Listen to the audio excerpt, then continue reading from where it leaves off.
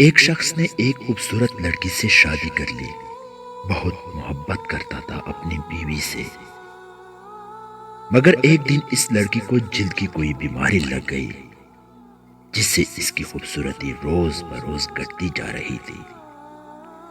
ایک دن اس کا شوہر کسی سفر پہ نکلا۔ واپس آتے ہوئے اس سے حادثہ پیش آیا جس میں اس کی دونوں آنکھیں جاتی رہی۔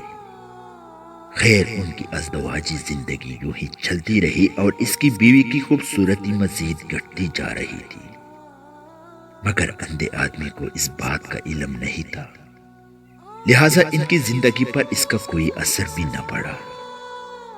دونوں ایک دوسرے کو پہلے کی طرح چاہتے رہے اور ایک دوسرے کا خیال رکھتے رہے۔ خدا کا کرنا ایسا ہوا کہ ایک دن اس لڑکی کا انتقال ہو گیا۔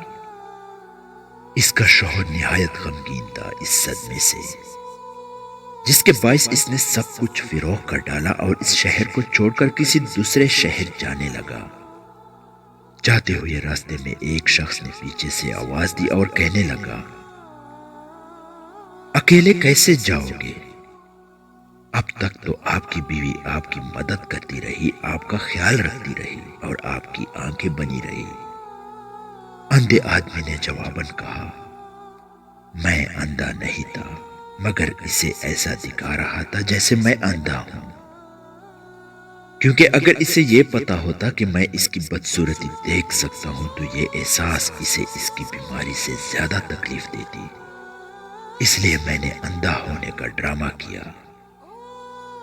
وہ بہت اچھی بیوی تھی، میں اسے بس خوش رکھنا چاہ رہا تھا۔